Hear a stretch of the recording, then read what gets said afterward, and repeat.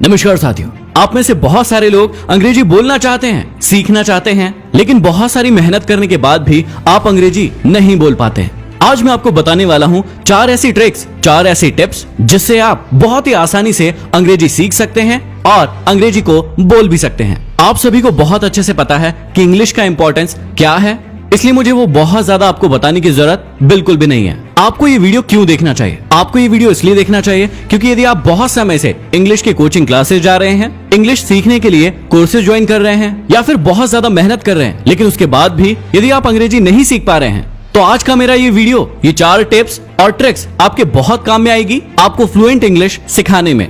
और मैं ये आपको इसलिए अच्छे से सिखा सकता हूँ क्योंकि मैं खुद एक हिंदी मीडियम का स्टूडेंट था और मुझे इंग्लिश को सीखने का बहुत ज्यादा शौक था। तो मैंने कैसे सीखा, मैंने कौन सी वो 4 ट्रिक्स यूज की जिसके कारण मेरी इंग्लिश बहुत अच्छी हुई, मैं आज आपको बताता हूँ। शुरू करें उससे पहले यदि आपने हमारे नए channel Mahendra Dogne life coach को सब्सक्राइब नहीं किया है तो सब्सक्राइब करके बेल आइकॉन जरूर दबा लें।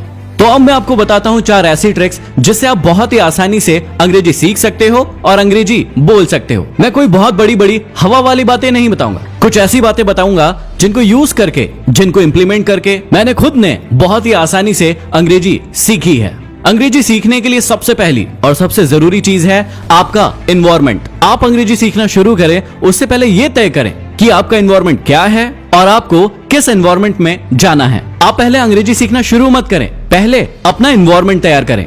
कई बार ऐसा होता है कि आप जहां पर रहते हैं वहां पर अंग्रेजी बिल्कुल नहीं बोल पाते। वहां के लोग आपका मजाक उड़ाते हैं, आपको अंग्रेज की औलाद बुलाते हैं और इसके कारण आपका कॉन्फिडेंस बिल्कुल ही लूज हो जाता है और आप कभी भी अंग्रेजी नहीं बोल पाते हैं। आप में से बहुत सारे लोग ऐसे भी होंगे जो अंग्रेजी को बहुत ही अच्छे से समझ लेते हैं। यदि कोई सामने वाला व्यक्ति इंग्लिश में बोल रहा है तो आप समझ लेते हैं, लेकिन आप बोल नहीं पाते। ये क्यों होता है? क्योंकि आप सही एनवायरनमेंट में नहीं हैं। तो अंग्रेजी सीखना शुरू करने से भी पहले आपको बनाना होगा अपना एनवायरनमेंट, और वो आप 2 प्रकार से कर सकते हैं। सबसे पहले देखिए कि आपके शहर में कोई ऐसा इंस्टीट्यूट हो जहां पर आप बहुत ही आसानी से अंग्रेजी बोल सकते हैं, जहां लोग आपका मजाक नहीं उड़ाते हो और आप कॉन्फिडेंस के साथ अंग्रेजी बोल सकते हो। या फिर दूसरा, आप ऐसी जगह पर शिफ्ट हो सकते हो जहां पर लोग 24/7 अंग्रेजी में ही बात करते हो। इन दोनों में से आप जो भी चीज कर सकते हो सबसे पहले उसे आपको करना है, क्योंकि आप अंग्रेजी तो बहुत ही आसानी से सीख जाओगे, लेकिन आपको उसे बोलना कहाँ है, उस अंग्रेजी को प्रैक्टिस कहाँ करना है, ये पता होना आपको बहुत ही जरूरी है। और इसी के लिए एक अच्छा एनवायरनमेंट होना बहुत जरूरी है। अच्छा एनवायरनमेंट क्रिएट करने के बाद दूसरी सबसे इंपॉर्टेंट चीज होती है लर्न ओनली बेसिक फर्स्ट। जी हाँ, बहुत सारे लोग अंग्रेजी सीखते समय ये बहुत बड़ी गलती करते हैं कि वो एडवांस लेवल की चीजें सीखने लगते हैं, एक दूसरे की गलतियां बताने लगते हैं और उसकी वजह से वो कभी भी अंग्रेजी नहीं बोल पाते हैं। सबसे पहले आपको क्या करना है कि आपको बहुत ही बेसिक चीजों को सीखना शुरू करना है, बहुत ही बेसिक से स्ट्रक्चर सीखना शुरू करना है और एडवांस लेवल पर नहीं जाना है, ना ही उनके बारे में बहुत ज्यादा सोचना है। जब आप बेसिक चीजें कंप्लीट कर लेंगे तो उसके बाद अपने आप एडवांस लेवल की चीजें सीख जाएंगे, उसकी चिंता आपको बिल्कुल नहीं करना है। तो मैं आपको बता देता हूँ ऐसे 4 टॉपिक्स जिसको आपको सबसे पहले सीखना है, जो आपको अंग्रेजी सीखने में बहुत ज्यादा मदद करेंगे। और उसके अलावा बहुत ज्यादा टॉपिक्स आपको शुरुआत में सीखने की कोई जरूरत नहीं है।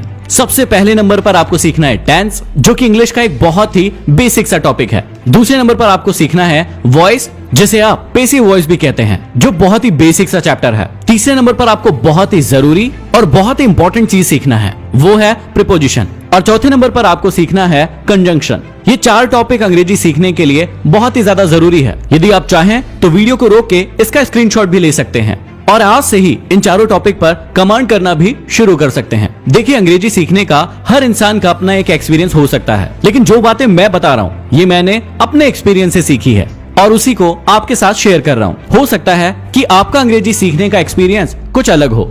तो आप सबसे पहले इन 4 टॉपिक्स को याद रखिए, इन पर कमांड कीजिए और बहुत ही जल्दी इन्हें सीख लीजिए, क्योंकि आपके लिए बहुत ही महत्वपूर्ण होने वाले हैं। और पुरानी गलती को बिल्कुल मत दोहराइएगा, सिर्फ बेसिक चीजों को सबसे पहले सीखिएगा और एडवांस चीजें अपने आप आपको धीरे धीरे आने लगेगी।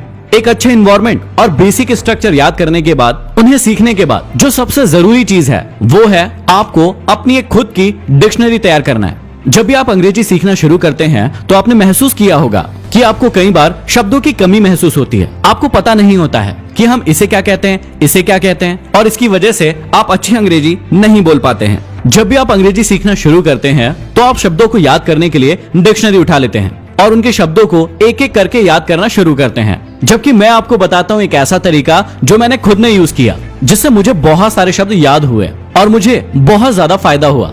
जब भी आप अंग्रेजी सीखना शुरू करें तो हमेशा अपने साथ एक डायरी रखें या फिर अपने फोन में भी ये काम कर सकते हैं। सुबह से लेकर शाम तक आपको जितनी भी चीजें दिख रही हैं, हर एक चीज का आप अपने आप से इंग्लिश मायना पूछें। अब यहाँ पर आपके पास दो प्रकार की लिस्ट बनेगी। एक शब्द वो होंगे जिनके बारे में आपको बहुत पहले से पता होंगे, लेकिन दूसरे प्रकार के शब्द वो होंगे जिनके मायने आपको आज तक नहीं पता है। अब इसे आपको करना कैसे है वो समझिए। मान लीजिए कि आप सुबह सबसे पहले उठे और आपको एक कुर्सी दिखी। अब कुर्सी को आप इंग्लिश में चेयर कहते हैं, ये बात आपको बहुत अच्छे से पता है, तो इस शब्द को आपको बिल्कुल भी लिखने की जरूरत नहीं है। उसके बाद आप आगे बढ़े, आपको एक दरवाजा दिखा, उसे डोर कहते हैं, आपको पता है, इसे भी लिखने की जरूरत नहीं है। लेकिन उसके बाद आप किचन में गए और आपको वहां पर पुदीना रखा हुआ दिखा। अब आपको इसका मतलब नहीं पता है, जल्दी से डिक्शनरी के थ्रू या फिर अपने मोबाइल के थ्रू इसका मायना सर्च करना है और इसका मायना होता है मिंट। ये आपको पता चल गया है। तो यदि आपको पता नहीं था तो उसे अपनी डायरी में नोट करते चलिए। तो आप एक महीने के लिए हर एक चीज को ऑब्जर्व कीजिए। आप घर में हो चाहे घर के बाहर हो, कहीं भी जाए, आप टीवी देख रहे हैं या फिर कुछ और काम कर रहे हैं, हर एक चीज को ऑब्जर्व कीजिए कि इस चीज को अंग्रेजी में क्या कहते हैं। जिसका मतलब पता है उसे बिल्कुल भी लिखने की जरूरत नहीं है, लेकिन जिस भी चीज का मतलब आपको नहीं पता है उसे अपनी खुद की डिक्शनरी में लिखते जाइए और इस प्रकार से आपकी एक खुद की डिक्शनरी तैयार हो जाएगी। जब हम रेडीमेड डिक्शनरी में से कोई शब्द याद करते हैं तो हम एक बहुत बड़ी गलती ये करते हैं जो आप पहले से कर रहे थे, कि हम उन शब्दों को भी याद करते हैं जो हमें पहले से याद हैं। उन शब्दों को याद करने की बिल्कुल भी जरूरत नहीं है। हमें अपना पूरा फोकस उन शब्दों में लगाना है जो हमें नहीं पता है। अब आपने एक अच्छा एनवायरनमेंट क्रिएट कर लिया है, उसके बाद बेसिक स्ट्रक्चर भी सीख लिए और उसके बाद आपने खुद की डिक्शनरी भी बना ली है। इसका मतलब आप अंग्रेजी सीखने के लिए और बोलने के लिए बिल्कुल ही तैयार हैं।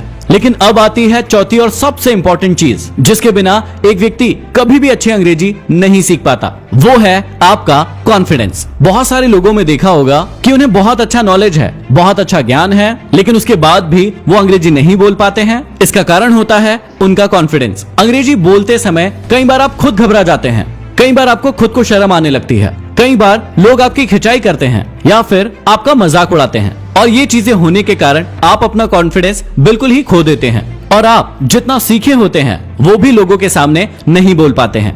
तो आपको अपने कॉन्फिडेंस को इंप्रूव करने के लिए क्या करना है, उन बातों को ध्यान दीजिए। सबसे पहले आपको स्पीच देना सीखना है। कैसे करना है? यदि आप किसी इंस्टीट्यूट को ज्वाइन करते हैं तो वहां पर 10, 15, 20 लोगों के सामने आप स्पीच दे सकते हैं या फिर घर पर एक मिरर के सामने, एक कांच के सामने खड़े होके जो भी बातें आप कहना चाहते हैं उसे अंग्रेजी में अपने आप को देखते हुए कह सकते हैं। शुरू में ये थोड़ा फनी जरूर लगेगा, लेकिन ये बहुत ही अच्छी प्रैक्टिस है। दूसरा, आप अपने ही जैसे लोगों को ढूंढकर उन्हें अपने साथ बिठाकर अलग अलग टॉपिक्स पर ग्रुप डिस्कशन कर सकते हैं। जैसे आप हिंदी में बहुत सारी बातें अपने दोस्तों के साथ करते हैं, वैसे ही आप ग्रुप डिस्कशन कर सकते हैं इंग्लिश में उनके साथ बैठकर।